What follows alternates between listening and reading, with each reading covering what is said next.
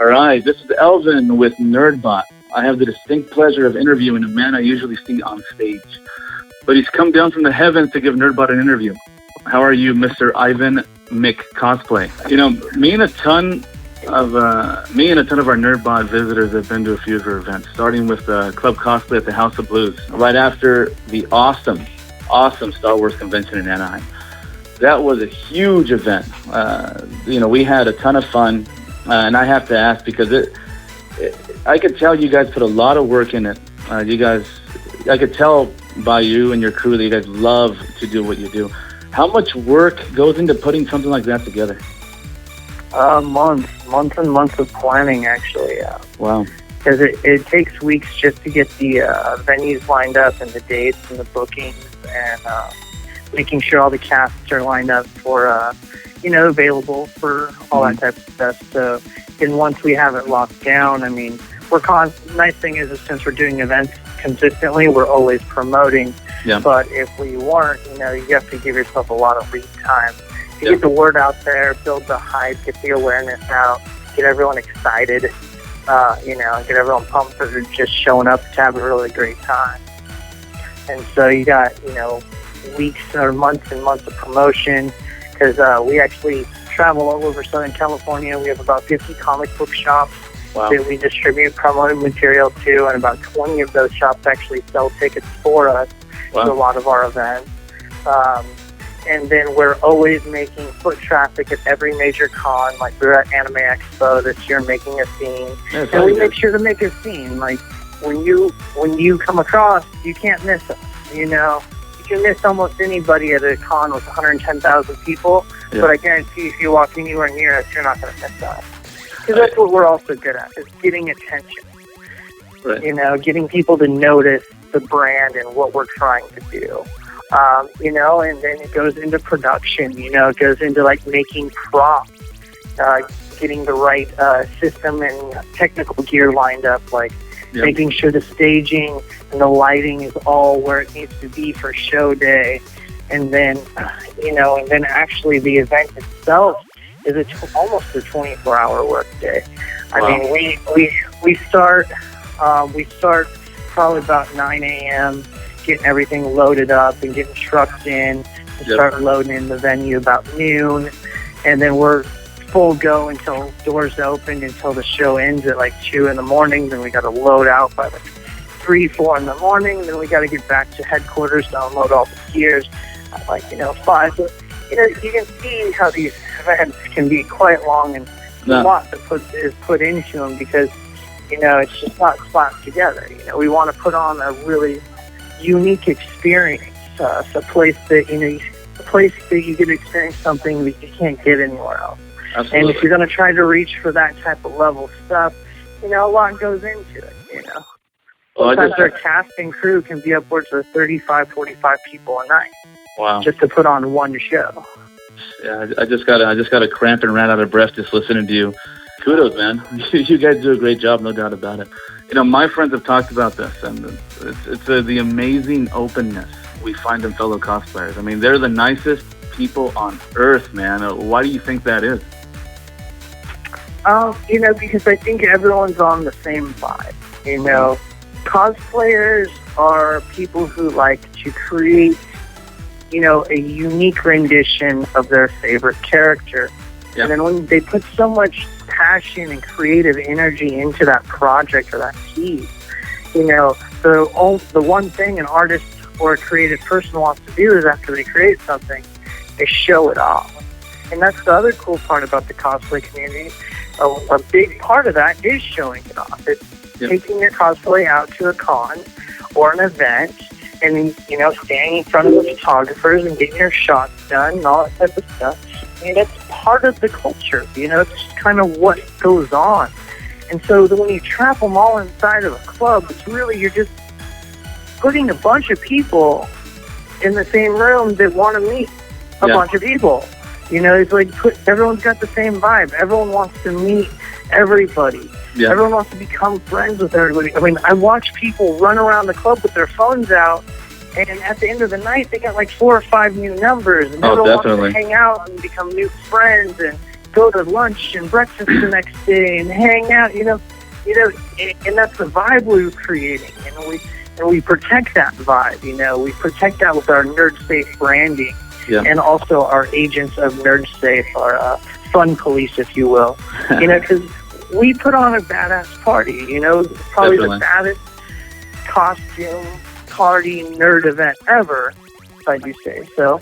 But the thing is like, we need to make sure that that is protected and safe so that every nerd out there feels that they can be accepted in these type of environments. So they can feel comfortable to run around and make new friends and be social and all that type of stuff. And because honestly, if you're not here to have a good time, get the fuck out. I want to know more about your fun police. I didn't know you had kind of like an offshoot crew from the main stuff. But what are they doing around the club while the party's going on? Agents of Nerd Safe are just eyes and ears for the house security staff. They basically alert myself or one of the core crew members to any type of situations that might be a problem then or in the future, so that it can be dealt with accordingly, professionally and quickly, without incident. So they really just kind of like, they're like the satellites. Absolutely. We have people roaming the club, making sure that no one's being creepy, no one's taking inappropriate photos, no one's being a jerk, no one's being a douchebag, no one's, grabbing up on anybody, no one's making anyone feel uncomfortable. Even no one's pouting in the corner. Because if you came here to party, but you want to pout in the corner, you can pout outside too. You guys do a great job of interacting with the crowd, and one thing that I really love that you guys do, and I have friends that get excited about this. They actually plan toward it. Is your costume contest, your cosplay contest. They love to go on stage. They love, not everybody wins, of course, but I think the idea is to involve everyone. And they get a chance to go up there. They get a chance to showcase everyone gets their work. To be a rock star at Club Cosplay. Absolutely, yeah. And the cool thing is that we even reward people, even if you don't win. We reward everyone who has the courage to go up there and show off their cosplay by just allowing them to get in free. Because everyone who competes for the contest gets in free. That's awesome. And so it's not only do they get a chance to show off their stuff, they get in free just because they have the guts to step forward and sign up. Let me ask you, because I need to know where this all began, man. Where was your first event? Our first event is actually at the same venue that we're bringing it back to for the 1-year anniversary, which is the M15 in Corona. I actually used to be the marketing director for this venue last year, and they challenged me to create a nightclub, and I fucking hate nightclubs. They're meat markets. It's just really uncomfortable. The social atmosphere is just, no one's really having fun. Everyone's just sizing everyone up, and it's just really hard, and I really hated it. So, and I'm also not one to try to recreate the wheel a million times or do what is currently being done. So I decided I need to create a nightclub that I would want to go to for people that aren't really marketed to in that industry. Right. People that are honestly shunned or ignored from these industries of nightlife, concerts, and events, And so I said, there's more of those uncool, quote-unquote, people out there that's just like me that love Star Wars and that love Ninja Turtles and Transformers and, like to talk about our movies and like to quote our favorite lines and talk about our favorite books and, and actually say, hey, my dragon was, 50% hit points bigger than yours and not have to worry about it. That's right. That's the club for me. And so Club Cosplay was born. I truly feel that cosplay culture has really bridged the gap between nerd and cool. Yeah. With the industry being led by what I call nerdtainment across the board, from movies, TV, print, internet, all dominated by nerd culture right now. You know, this is the first time in history that nerd culture is kind of, you know, they have the ability to kind of, you know, pick themselves up and be like, you know what, I'm a nerd. Absolutely. You know, and I'm a proud nerd. And I can party. And I can have fun just like everyone else because I deserve it just like everyone else. Exactly. And so that's where we built this club, because this is literally the anti-nightclub. Yeah. This is the club that opens the doors to anyone who ever felt like they were, you know, subjugated from this, like pushed away, never allowed, or not cool enough. So it says Club Cosplay. Well, it's just because we're not cool. You know, two more things, and then I'll let you go because you're probably busy creating 32 more events as we speak. But do you have a grand plan? Like, what's your big picture? You know, I see you guys growing. I see your promotions wild. You know, what are you striving for? Are you trying to get to a certain level? Or you think you hit that? You know, I don't know. Like, I'm just really just trying to have fun and keep everything moving forward. You know, I mean, pie in the sky, you know, one day I would love to see a Club Cosplay in every city active, you know, every major city, you know, going regularly, and build a giant cosplay event network across the country where we can basically set up events for people. Say cosplayers in California can meet cosplayers in New York. Right. You know, like, that's what I would love to do, just where everyone can kind of connect and meet each other. Get to know one another. The way I see your brand spreading, and the way you know, it's the basic rule with any business. I think you create a great product, and you're going to get great customers. And I think that your company and your events and what you and your team are doing are really at that level. Not only through presentation, but also you know, through quality. It's just great. One more question for you, okay? Because I have to ask. Yes. I have to make sure it's not all an act, okay? Okay. Personally, how much of a nerd are you, man? Like comics, movies, TVs, you know, what are you into? Actually, computers. I'm a computer nerd. Oh, you know, nice. Computer nerd, Star Wars nerd, comic nerd. I guess you'd say social media nerd. And when it comes to business, I'm a marketing nerd, you know, design, you know, Photoshop nerd. Hey, you know, I love my Borderlands too. That's like my favorite game. Like anything Borderlands does, I'm just stuck. Awesome. You know, please don't drop off the new copy or I won't get any work done type thing. I might send you a new copy. You know, like I've been collecting comics and baseball cards since I was shooting like elementary school. Wow. I was watching Ren and Stimpy before they were on Nickelodeon. Oh man, great. Spike and Mike. Great. Well, my costume at your last cosplay was I was a human taco, and I had a. Yeah, and I had the name tag Tuesday, and it's so funny. This is dumb, but all my friends, you know, they really, you know, one of them was Harley Quinn, the other one, my wife was Superman, a friend of mine was Squirtle, another friend of mine was Arrow, another friend of mine was Laura Croft. I mean, they must have spent like 3 hours setting up their costumes, and I'm like, I'm just gonna be a taco, and dude, I got like 12 pictures that night. Yep. Taco Tuesday. I go, yeah. And it's surprising, you know. It's like the most random cosplays stand out, you know, and it doesn't have to be complicated or you know too, you know, crazy.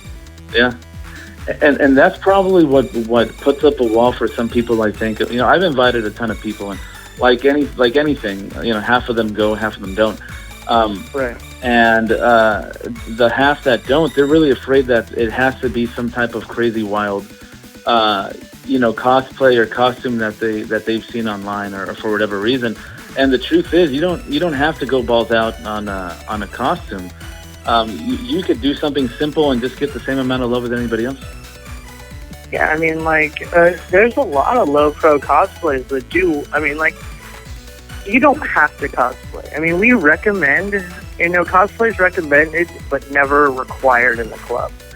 You know, all nerds welcome. I mean, you can walk in pretty much just a Superman t-shirt and be cool. You know, we don't really kick anyone out. Right. Unless you're looking all Jersey Shore and looking like, you know, you're going to be like offending people, then we might not let you in. Unless you're cosplaying Jersey Shore, and then we might rush you to the front line because that's genius. Right. Or beat the shit out of him. Or one of the two. Well, we don't promote violence. That's right. That's right. We don't. Sorry. You know, we're nerd safe. That's right. That's right. You know, nothing over a PG-13 rating for Club Cosplay. Absolutely. You know, because we are open to everybody, of young, old, all sizes, all nationalities, all whatever. Everyone's welcome. That's the truth. That's exactly what I've seen, and I think it's great. And you know, I'm gonna end this conversation. It's been really great talking to you, and because I'm getting excited to plug your next event, which is August 14th and 15th, your 1-year anniversary at M15 in Corona. Did I get that right? Yeah, I mean, we're excited. I mean, and the cool thing about that to know is that it's going to be 1 year to the weekend since we left the Inland Empire. Oh, wow. So literally, we did our first 2 events. We created it in the Inland Empire. We did 2 events, and then we've been gone for a year. Oh, wow. And it'll be not only our 1-year anniversary event, but it'll be happening on the 1-year anniversary from when we left the Inland Empire. Well, so it's like you left as a boy and you came back as a man. I hope so. We'll see how the show goes. I mean, we are doing 2 nights. So Right. you know, that's the kind of a challenge for us. We're going to do back-to-back nights.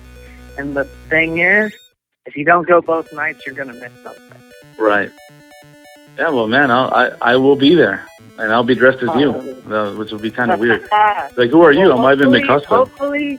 Hopefully, I'll have my next cosplay.